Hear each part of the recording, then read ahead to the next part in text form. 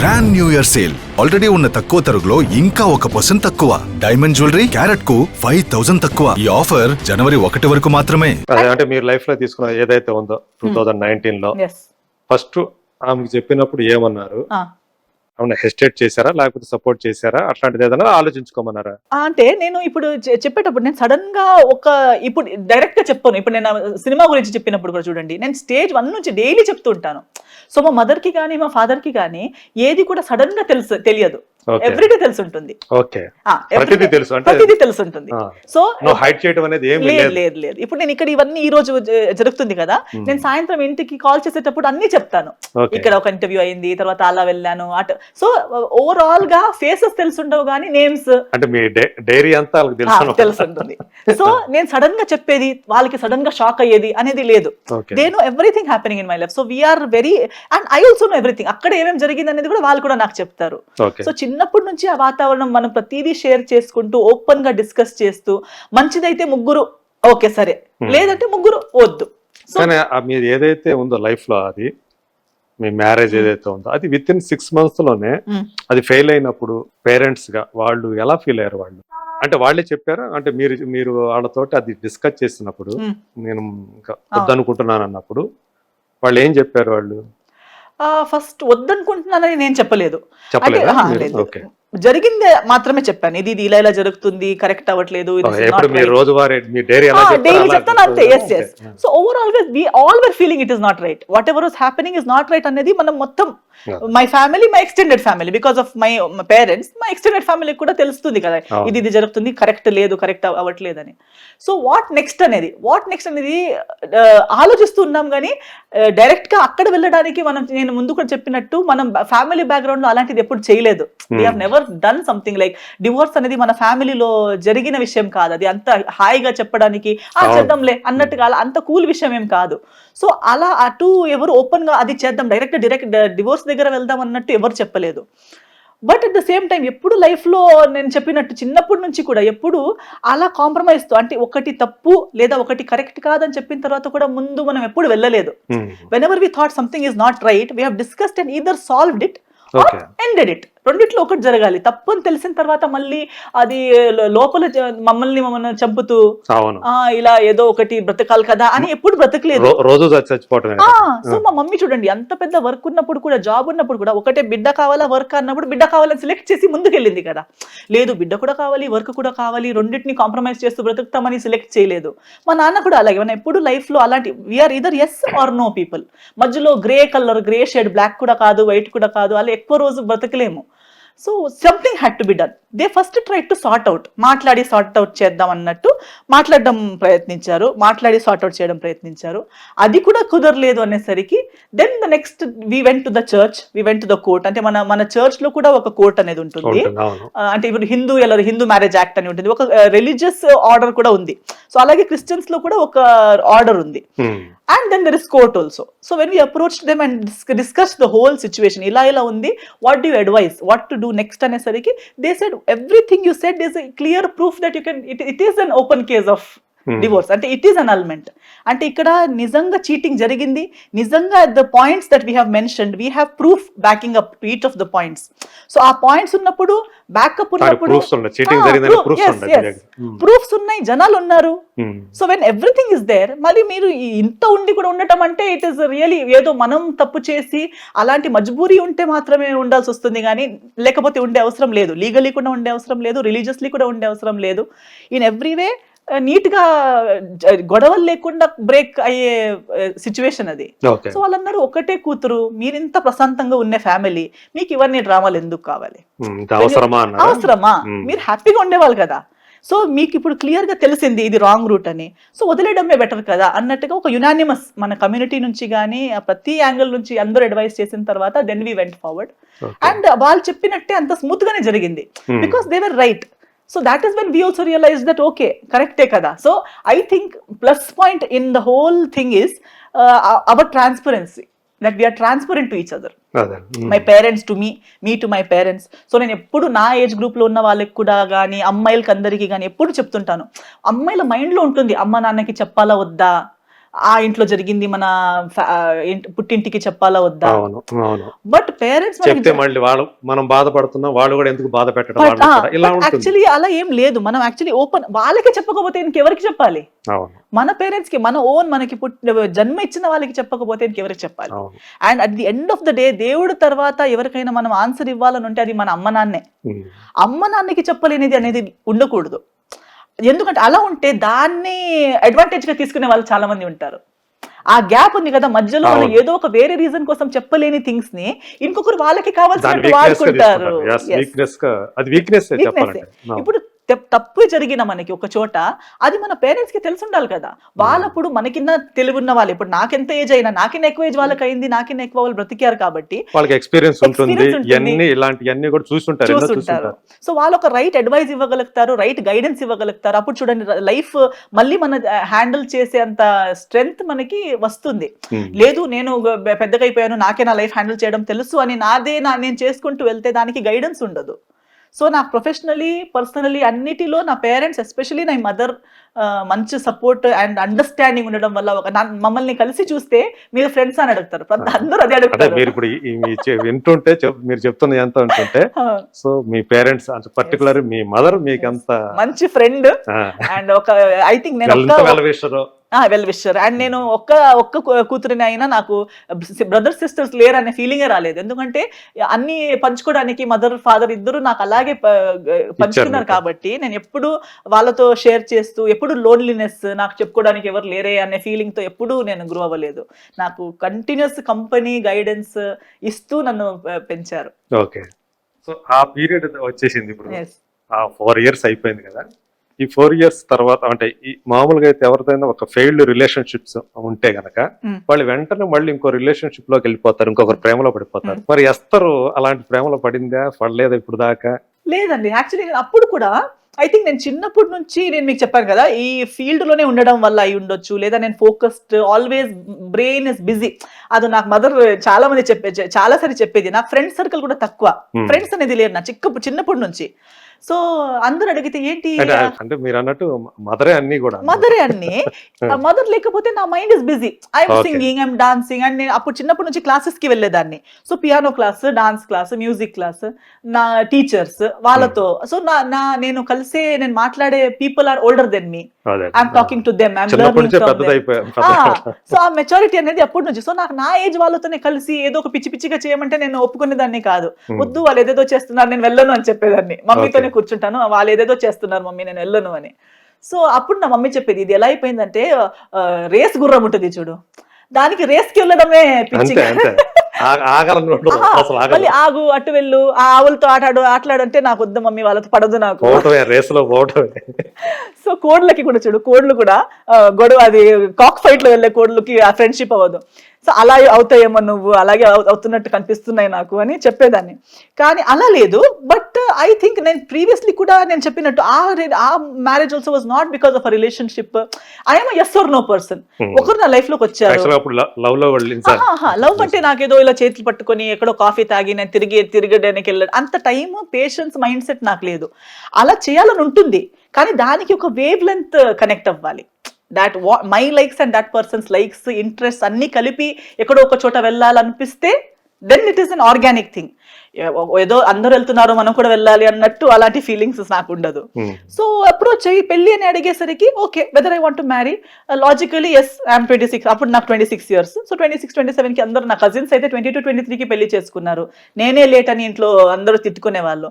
అయింది కదా నాకు కూడా టైమే, సరే ఇట్లా చెప్తానని చెప్తే పేరెంట్స్ కూడా ఓకే అంటే అలా. So if it had worked out then yes, it would have worked out. I would have been happy and giving my best in that relationship as well. కానీ అక్కడ అది వర్కౌట్ అవ్వలేదు. బయటికి రాగానే నాకు ఏదో ఇంకో రిలేషన్షిప్ ఇమీడియట్లీ కావాలనే కోరిక నాకు లేదు. It has to happen how, ఏదో ముందుటివాడు కూడా నాకు రిలేషన్షిప్ కావాలని నా దగ్గరకు వచ్చి, నేను కూడా రిలేషన్షిప్ కావాలని అక్కడికి వెళ్ళి, అప్పుడు ఇంకొకటి నేను నోటీస్ చేసిన దాంట్లో ఏంటంటే నా సర్కిల్లోనే, when we go with that intention into a situation, we pretend. ఇప్పుడు ముందుటి వాడు కూడా నన్ను ఇంప్రెస్ చేయాలనే ఏదో ఒకటి చేస్తుంటాడు, ఈ అమ్మాయి నాకు పడాలి అన్నట్టుగానే ప్రయత్నిస్తుంటాడు. అండ్ అప్పుడు అది 4 years రిలేషన్షిప్ అయినా 10 years రిలేషన్షిప్ అయినా నటిస్తూ ఉంటారు. అది కావాలని నటించడం కాదు, ఇంటెన్షన్ మంచిదే, నాకే మోసం ఆ చేయాలని interest ఉండొచ్చు. ఇంట్రెస్ట్. దే డోంట్ నన్ను కలవడానికి వచ్చేటప్పుడు నీట్ గా డ్రెస్ అయి వస్తారు, వాళ్ళ బెస్ట్ కాస్ట్యూమ్, ఏదో మంచి ప్లేస్ కి తీసుకెళ్లిపోతారు, మంచిదే మాట్లాడతారు, నాతో ఎప్పుడు ఖర్చు గొడవ పెడతారు, పడరు, బాగా ఖర్చు పెడతారు. ఖర్చు పెడతారు, ఎప్పుడు గొడవ పడరు, వాళ్ళ ఇంట్లో అంతా బాగుంది అంటారు. సో వాళ్ళు యాక్చువల్లీ నాతో హైడ్ చేయాలని కాకపోయినా ఆ ఓపెన్నెస్ రాదు, because every time you're coming meeting me 2 hours 24 hours లో 2 hours నాతో కలవడానికి వచ్చేటప్పుడు బెస్ట్ బిహేవియర్ లోనే మీరు ఉంటారు, నేను కూడా ఉంటాను. నేను కూడా వెళ్ళేటప్పుడు నా ఎంత బ్యాడ్ మూడ్ ఉన్నా ఇప్పుడు తనకి కలవడానికి వెళ్తున్నాను అనే ఒక ఫీలింగ్ తో నేను కూడా మంచిగా రెడీ అయిపోయి మంచి డ్రెస్ వేసుకొని మంచి మూడ్ లో వెళ్ళి ఏమో లేదు, ఎంత బ్యాడ్ కాల్స్ వచ్చినా ఏం లేదు, not so important. So I will be nice to that person because Okay. నా మైండ్ సెట్ లో ఐఎమ్ ట్రైయింగ్. అలాంటి ఎక్స్పీరియన్స్ ఎన్ని అయినాయి ఇప్పటికి? అది నాకు అవ్వలేదు, ఇప్పుడు అవ్వలేదు. కాలేజ్ టైంలో నేను చూసేదాన్ని, Okay. నాకు చాలా మంది అప్రోచ్ అయ్యేవారు, కానీ అది నచ్చదు. నాకు ఏమవుతుంది తెలుసా, నాకు తెలిసిపోతుంది, ఇంటెన్షన్ తెలిసిపోతుంది. I know that he's trying to impress me, and అది నాకు ఆఫ్ అయిపోతుంది, ఇంప్రెస్ అవ్వదు నాకు. ఇన్ఫాక్ట్ అది ఆపోజిట్ అయిపోతుంది, నాకు బ్యాడ్ ఇంప్రెషన్ వచ్చేస్తుంది. Okay. అరే he's trying too much, and వాళ్ళు ఎంత ఎక్కువ ట్రై చేస్తారో నాకు అంత ఇంట్రెస్ట్ తగ్గిపోతుంది.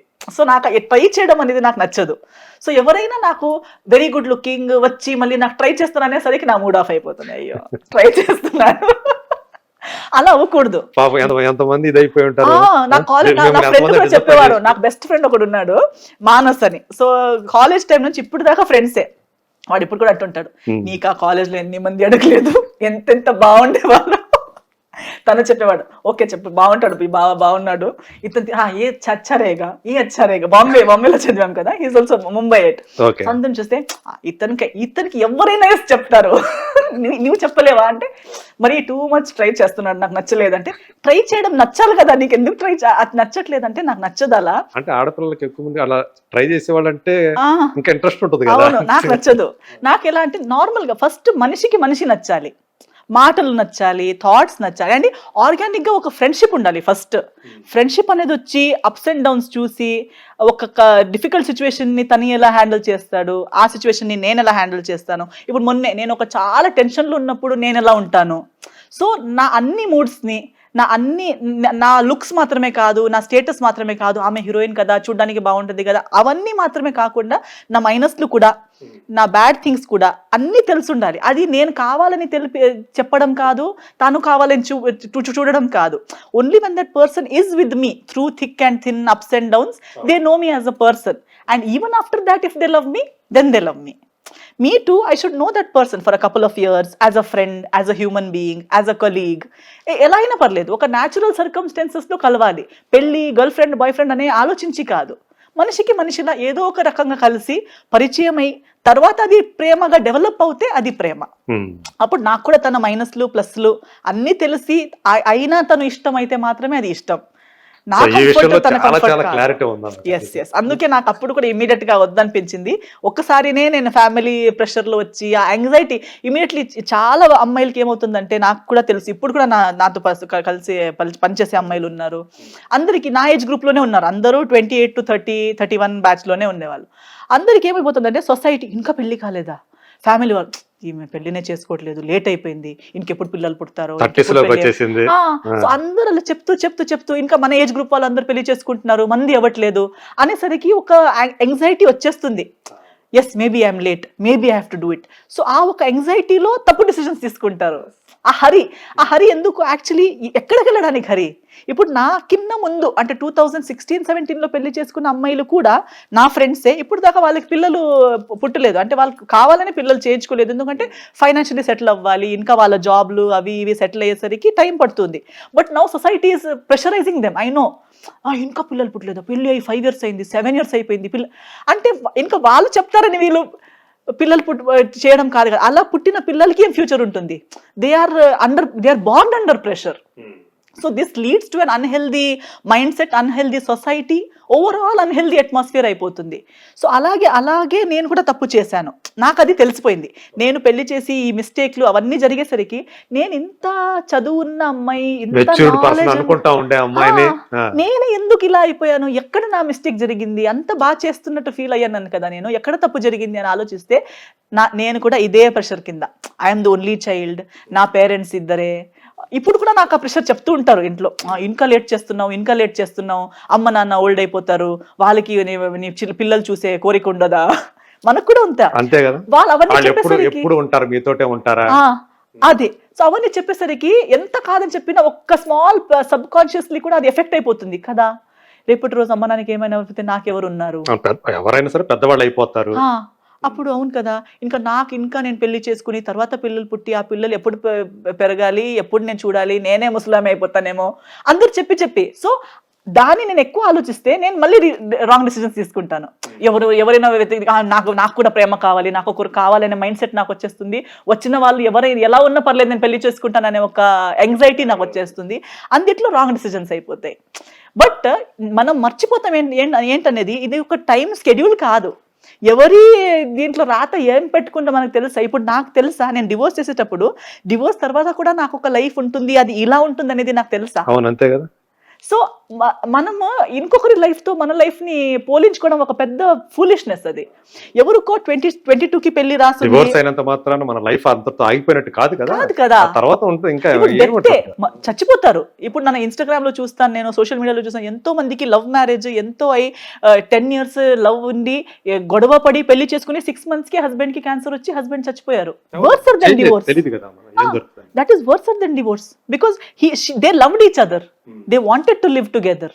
ఎంతో కోరికలతో పెళ్లి చేసుకుని సడన్ గా హస్బెండ్ చచ్చిపోతే, అమ్మాయి ప్రెగ్నెంట్ ఉన్నప్పుడు 6 months ప్రెగ్నెంట్ ఉన్నప్పుడు హస్బెండ్ చచ్చిపోయారు. ఎంతో మందికి హార్ట్ అటాక్ అయ్యి, ఇప్పుడైతే 24, 27 చిన్న ఏజ్ కి చచ్చిపోతున్నారు. సో ఎంతో డ్రీమ్స్ ఉన్న వాళ్ళు, కలిసి ఉండాలి అని కోరుకున్న వాళ్ళే చచ్చిపోతున్నారు. Death is greater than divorce. అయినా లైఫ్ ముందుకు వెళ్ళట్లేదా? వెళ్తుంది కదా, బ్రతకాల్సిందే కదా. సో అప్స్ అండ్ డౌన్స్ ఏది ఏం వచ్చినా మన life ultimately life is an individual life. పుట్టింది ఒకరే, చచ్చిపోవాలి ఒకరే. సో ఇంకొకరు తోడు కావాలంతే గానీ అల్టిమేట్లీ మన లైఫ్ అనేది అది ఇండివిజువల్ లైఫ్. అది నేను ఇండివిజువల్లీ బ్రతకడం, దాంతోపాటు ఇంకొకరు కలిపి వచ్చేటప్పుడు ఆయనకి కూడా షేర్ చేస్తూ బ్రతకడం. సో ఫస్ట్ నాలో ఉండాలి హ్యాపీనెస్, పీస్, నాలెడ్జ్, పేషెన్స్, ఇవన్నీ నాలో ఉండాలి. అది ఎవరు ఉన్నా లేకపోయినా నాలో ఉండాల్సిందే అది. ప్లస్ ఇంకొకరు వస్తే ఆయనతో పంచుకునే అంత ఉండాలి నా దగ్గర. I should have enough to share it with another person. ఇప్పుడు today the only thing most of us have is anxiety, stress, pressure. So మనం పెళ్లి చేసుకున్నా ఇచ్చేది అదే, పంచుకోవడానికి ఏముంది, స్ట్రెస్ ఉంది, టెన్షన్ ఉంది, లోన్ ఉంది, ఇవే పంచుకుంటున్నాము. యాక్చువల్ గా మీది కూడా ఒక ఎగ్జాంపుల్ గా తీసుకుంటే, ఇద్దరు కూడా ఒకే ఫీల్డ్ కి సంబంధించిన వాళ్ళు మ్యారేజ్ చేసుకున్నా కూడా ఎందుకు ఫెయిల్ అయిపోతున్నారు తెలుసు కదా. ఒకరి గురించి ఒకరు తెలుస్తుంటాయి మామూలుగా అప్పటికే. ఈవెన్ మన సౌత్ ఇండియన్, నార్త్ పక్కన పెట్టుకున్నారు, సౌత్ ఇండియన్ ఫిలిం ఇండస్ట్రీలో కూడా డివోర్స్డ్ కేసెస్ పెరిగిపోతున్నాయి. మనం రీసెంట్ గానే చూసాము. నాగ చైతన్య, సమంత ఇక్కడ, అక్కడ చూస్తే తమిళనాడులో, చెన్నైలో చూసుకుంటే ధనుష్, ఐశ్వర్య. సో ఇట్లాంటి కేసులు మనకి కనిపిస్తా ఉంటాయి. మీ కేసు సో ఎందుకు ఇట్లాంటి పెరిగిపోతాయి? మనం చూసుకుంటే అట్లాగే నాగబాబు గారి వాళ్ళ డాటర్ నిహారిక, తను కూడా అలాగే. No, I think industry is just a portion of the society. సొసైటీలోనే ఎక్కువ అవుతున్నాయి కదా.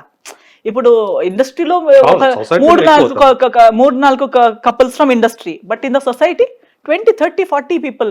మనకి తెలిసిన నాన్ ఇండస్ట్రీ పీపుల్ ఎంతమంది డివోర్స్ అవుతున్నారు, ఎంతమంది ఎక్స్ట్రా మ్యారిటల్ అఫైర్స్ లో ఉన్నారు, ఎంతమంది అన్హ్యాపీ మ్యారేజెస్ లో ఉన్నారు, ఎంతమంది సూసైడ్లు చేసుకుంటున్నారు చెప్పలేక, సావలేక. అంటే ఇప్పుడు చూడండి, ఇప్పుడు యాక్చువల్లీ ఇది ఒక, అదే నేను చెప్పినట్టు ఎవ్రీబడి ఈస్ ఫిల్డ్ విత్ వాళ్ళు పెళ్లి చేసుకున్న రీజన్స్ వేరు, వాళ్ళ లైఫ్ లో నుంచి కోరుకున్న కోరికలు వేరు, ఏదేదో మైండ్ సెట్లు. ఫస్ట్ ఆఫ్ ఆల్ నాకే లైఫ్ లో ఏదో ఒకటి అవ్వాలని ఉండే, అది నేను అవ్వలేదు, ఫెయిలియర్ని, ఏదో ఒకటి అయింది, 10 జరిగాయి, అది చెప్పారు, ఇది చెప్పారు, అవన్నీ నా లోపలే ఉన్నాయి. ప్లస్ నేను ఇంకొకరిని పెళ్లి చేసుకున్నాను, వాళ్ళ స్టోరీ ఉంది, వాళ్ళకి లైఫ్లో ఏదో కావాల్సింది, ఏదో అయింది, ఏదో వాళ్ళ సర్కస్లో అన్నీ అయిపోయి వాళ్ళు నీతో పెళ్లి చేసుకున్నారు. నీ అన్హ్యాపీనెస్ వాళ్ళ అన్హ్యాపీనెస్ పంచుకోవడానికి ఏముంది? అన్హ్యాపీనెస్ ఉంది, డిసప్పాయింట్మెంట్లు ఉన్నాయి, ఫెయిలియర్స్ ఉన్నాయి, ఇవే ఉన్నాయి. సో డిప్రెషన్ కలిపితే ఏమైపోతుంది? హైపర్ డిప్రెషన్ అయిపోతుంది. You don't know what to do with it. One is that. Plus ఇంకొకటి సొసైటీ కూడా చూడండి, సొసైటీ ఇస్ వెరీ హిపోక్రెటిక్. ఇప్పుడు నేను డివోర్స్ చేసి బయటకు వస్తే నన్ను అంతలా జడ్జ్ చేశారు, అంతలా బ్యాడ్ కామెంట్స్ కూడా చాలా మంది ఇచ్చారు, నన్ను ఇప్పుడు కూడా జడ్జ్ చేసేస్తారు. అదే నేను భరించుకోలేక స్ట్రెస్ అయిపోయి సూసైడ్ చేసుకుని ఉంటే అమ్మాయి బ్రతకాల్సింది, ఉమ్. అని ఎందుకు మళ్ళీ సూసైడ్ అలా చేసుకుంది, మాట్లాడతారు. ఎందుకు సూసైడ్ చేసుకుంది, ధైర్యంగా ఉండాలి. ధైర్యంగా ఉండాలి, ఎదురించాలి, మీ ఫ్యామిలీకి చెప్పాల్సింది, నేను చేసిందే చేయాలి అని రాస్తారు అప్పుడు Same కామెంట్ లో. ఏ టోన్ తో మాట్లాడారు మళ్ళీ అదే గొంతుతోటి మళ్ళీ ఇప్పుడు నేను ఏం చేశాను చూడండి, అది చేయాల్సింది అని కామెంట్ లో రాసేవారు. నేను స్వీసైడ్ చేస్తుంటే ఆ స్వీసైడ్ వీడియో కింద లేదా స్వీసైడ్ న్యూస్ కింద రాసేవాళ్ళు, you gave up very easily, నువ్వు గివ్ అప్ చేయాల్సింది కాదు, నువ్వు ఫైట్ చేయాల్సింది, నీ ఫ్రీడమ్ కోసం నువ్వు ఫైట్ చేయాల్సింది అని రాసేవాళ్ళు. ఇప్పుడు ఫైట్ చేసిన వాళ్ళు కామెంట్స్ కింద ఏం రాస్తారు, నువ్వు చచ్చిపోవాల్సింది, నువ్వు దీన్ని, నువ్వు అది, నువ్వు ఇది. అలా బాగా ఎదుర్కొన్నారా మీరు మీ రియల్ గా? రియల్ గా లేదు, రియల్ గా ఎవరు చెప్పరు, రియల్ గా ఏమవుతారు అంత మెనీ అంటే మీరు పీపుల్. సోషల్ మీడియాలో ఉండారు కాబట్టి అవును, సోషల్ మీడియాలో అలాంటి నాకు చేసేసారా మాత్రం కామెంట్స్? లేదు, నాకు పర్సనల్ గా ఎవరు పంపించలేదు. బట్ ఓవరాల్ గా చెప్తున్నాను, సమాజం ఇప్పుడు రీసెంట్లీ ఒక young, I think north Indian అనుకుంటా, బ్లాగర్ ఒకరు, అంటే అతను I think is a queer community నుంచి అబ్బాయి, కానీ అమ్మాయి లాగా డ్రెస్అప్ చేసి దాని క్వియర్ కమ్యూనిటీ అని చెప్తారు కదా. So he's to dress up like that, make videos, ఆయన చేస్తున్నాడు. Young boy, 16 years old boy. అతనికి పెట్టలేని కామెంట్స్ అన్ని బ్యాడ్ కామెంట్స్ వేసి అతను సూసైడ్ చేసుకున్నాడు భరించుకోకుండా. 16-year-old boy. తప్పేముంది? That was nothing wrong. Even if it is wrong, who are you people to write a comment under? అతనికి కామెంట్ చేయడానికి అతని అమ్మ నాన్న ఉన్నారు, అతని అమ్మనే అంటున్నారు. నాకు పర్లేదు, నా కొడుకు ఎలా ఉన్నా నాకు పర్లేదు, నా కొడుకు నేను చూసుకుంటాను. ఆయన హ్యాపీగా ఉండేవాడు కదా, మేకప్ వేసుకోవడం ఇష్టం అంటే మేకప్ వేసుకుంటాడు. ఇప్పుడు సూసైడ్ చేశాక నువ్వు గట్టిగా ఉండాల్సింది అంటే మీరు తగ్గరు, మీరు మీ బ్యాడ్ కామెంట్స్ రాస్తూనే ఉంటారు, టార్చర్లు ఇస్తూనే ఉంటారు, first you push him towards suicide and then when he commits suicide you shouldn't have committed suicide. నువ్వు ఫైట్ చేయాల్సింది. మేమింతే, మనం రాస్తూనే ఉంటాము, మనం నోటుకొచ్చింది చేస్తూనే ఉంటాము, నువ్వు చచ్చిపోకూడదు, నువ్వు బ్రతికి ఏడవాలి, అది చూసి మేము ఆనందపడతాం. అంటే ఇది ఎలాంటి సాడిజం? చచ్చిపోయేలాంటి మాటలు మీరు మాట్లాడతారు, కానీ మళ్ళీ ముందుటి వాడు చచ్చిపోకూడదు, బ్రతకాలి అవన్నీ విని.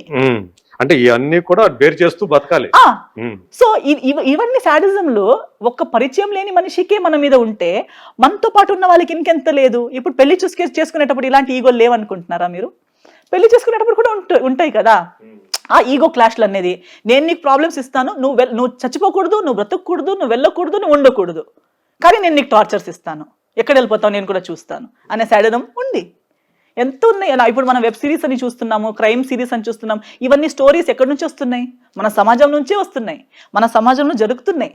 సో ఈ రోజు ఇన్ని సూసైడ్ ఇన్స్పిరేషన్ తోనే ఇవన్నీ తయారవుతుంది. ఇది ఈ జబ్బు మా సమాజంలో ఉంది.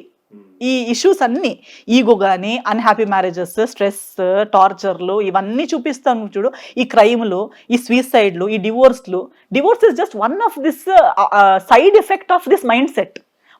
ఇది మైండ్ సెట్ ఇస్ ఇంకొకరికి ఇవ్వడానికి మన దగ్గర మంచిది లేదు. We don't have love, we don't have happiness, we don't have satisfaction. నాకు నా చైల్డ్హుడ్లో ఏదో ఒక దెబ్బ తగిలింది, నాకు ఏదో నా కోరికలు తీరుకోలేదు, నాకెవరు అడిగేవారు లేరు, నాకు లవ్ లేదు, నాకు ప్రేమించేవారు లేరు. ఇంకెవరి దగ్గర ఉంది వాళ్ళకి టార్చర్ పెట్టాలి. ఇంకెవరికి ఇలా మాట్లాడే ధైర్యం ఉంది వాళ్ళకి చెత్త మాట్లాడాలి. అంటే నేను వాళ్ళ ముందు వస్తే మాట్లాడే దమ్ము నాకు లేదు, వాళ్ళలాగా నా కోసమే మాట్లాడే ధైర్యం కూడా నాకు లేదు. కానీ ఇంకొకరు వాళ్ళ కోసం వాళ్ళు మాట్లాడి మంచిగా బ్రతుకుతుంటే అది చూసే మంచితనం కూడా నాకు లేదు. అది చూసి నేను వాళ్ళ కోసం హ్యాపీ అయ్యే అంత మంచి మనసు కూడా నాకు లేదు. బట్ ఇలాంటి వాళ్ళు ఇప్పుడు సొసైటీలో ఎక్కువ మంది ఉన్నారు.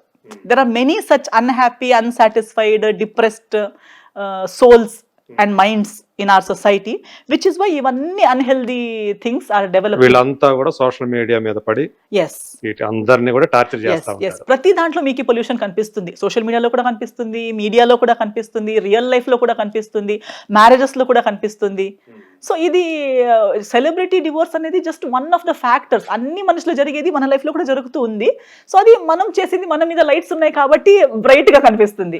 మిగతా వాళ్ళది చీకట్లో జరుగుతుంది కాబట్టి అది మనకి తెలియట్లేదు, వాళ్ళకి తెలుసు వాళ్ళు ఏం చేస్తున్నారు అనేది అందరికి తెలుసు. అది డిస్కస్ అవ్వట్లేదు, బయటికి రావట్లేదు.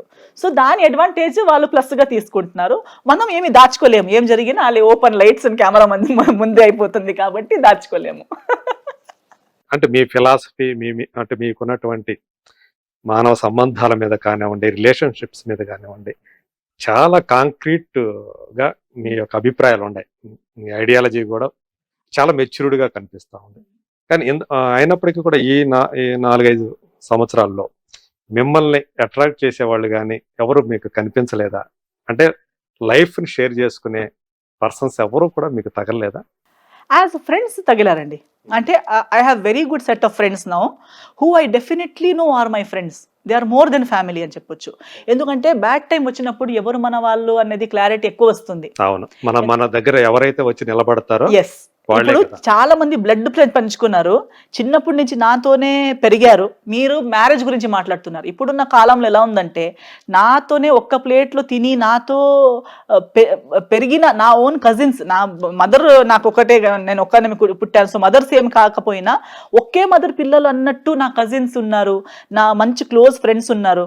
అందరూ ఎలా అయిపోయారంటే టైంతో పాటు కొందరు నాకు నేమ్ ఫేమ్ వచ్చినప్పుడు కొంచెం దూరం అయిపోయారు. ఓ పెద్దవాళ్ళే, మేము మాట్లాడలేం, నేనేం చేంజ్ అవ్వలేదు, నేను ఇలాగే ఉన్నాను. కానీ వాళ్ళకి ఆ ఇన్ఫీరియారిటీ కాంప్లెక్స్. బట్ అది ప్రొజెక్ట్ చేయడం ఏంటంటే నేను పెద్దగా అయిపోయానని, వాళ్ళ థింకింగ్ చిన్నదైపోయిందనే చెప్పరు.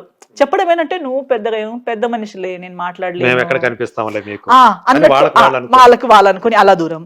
కొందరికి ఏదో అంటే కొందరు నా క్లోజెస్ట్ కొందరు ఎలా అంటే ఎంత సిల్లీ ఇష్యూస్ అంటే ప్రైమరీ నుంచి హై స్కూల్కి వచ్చేసరికి నాకు హైట్ వచ్చింది, నేను వాళ్ళకి నా బెటర్ లుకింగ్ అనేది అందరు చెప్తారు కదా, అది మళ్ళీ సమాజం చెప్తుంది కదా, ఓ చాలా బాగుంది కదా మీ ఫ్రెండ్ ఎంత అందం ఉందో, నువ్వు చూడు ఎలా ఉన్నావు అన్నది చెప్తారు కదా.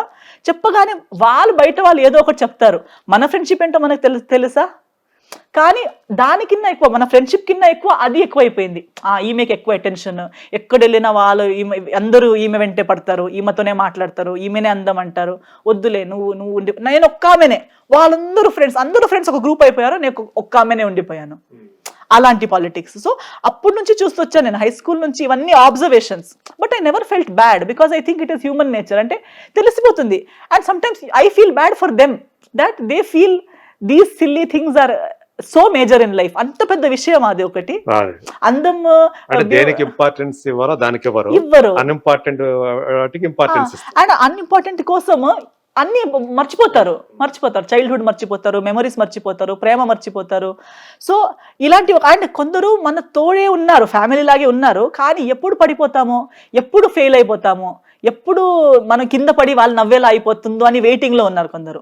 సో అలాంటిది డివోర్స్ టైంలో కానీ లేదా ఇంకొకటి అయ్యే టైంలో కానీ హ్యాపీ అయ్యారు. కొందరు ఏమనుకున్నారంటే నేను కెరియర్ బాగున్నప్పుడు చాలా మంది చెప్పేవారు సినిమా ఇండస్ట్రీకి ఎందుకు వెళ్ళిందో, మా మదర్తో చెప్పేవారు, ఒకటే కూతురు నీకు ఎందుకు అలాంటి ఇండస్ట్రీకి అంటే, అలాంటి ఇండస్ట్రీ ఒక బ్యాడ్ ఇది ఇమేజ్ ఉంది కావాలని.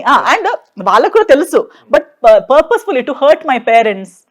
ఏదో ఒక రకంగా ఇప్పుడు అన్ని హ్యాపీగా ఉంటే ఏదో ఒక చెడ కొట్టాలి కదా, ఆ చెడ కొట్టాలనే ఒక ఉద్దేశంతో వచ్చి అన్నీ ఓకే, కానీ అంత అందం ఉన్న, అంత ఎడ్యుకేటెడ్ ఉన్న అమ్మాయికి ఆ ఇండస్ట్రీకి ఎందుకు పంపించావు? నా మమ్మీ ఆ ఇండస్ట్రీ అంటే ఏంటి?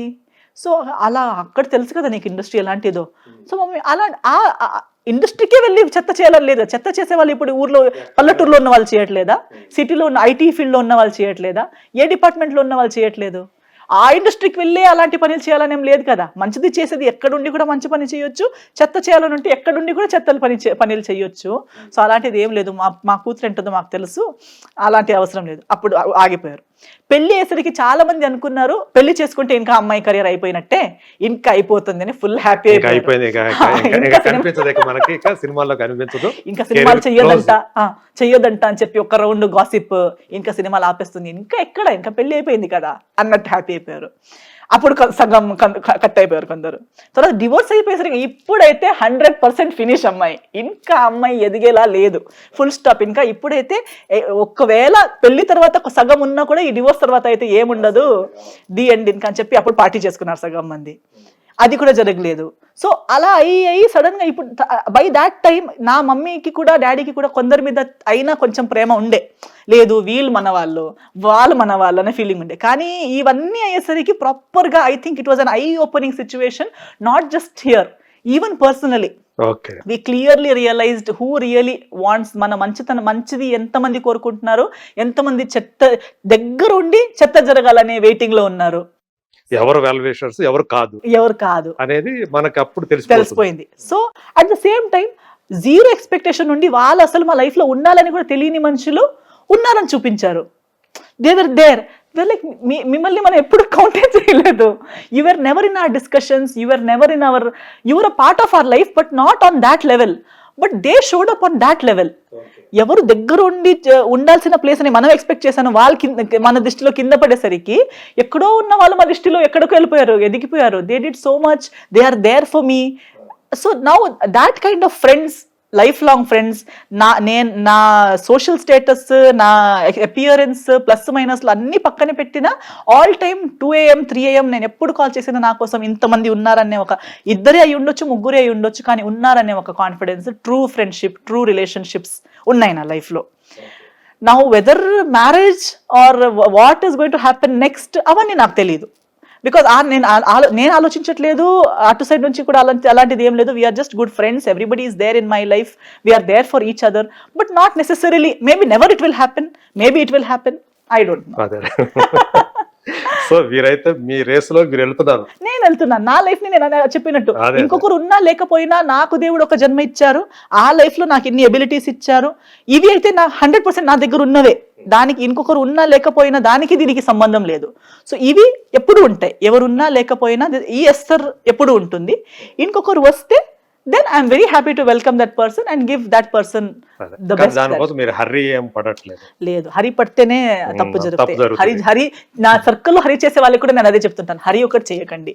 జరిగేయాలని ఉంటే పూర్తిగా వాళ్ళ గురించి మనకి ఈ ట్రావెలింగ్ లో, ఈ జర్నీలో వాళ్ళు ఏంటో మనకు తెలుస్తారు.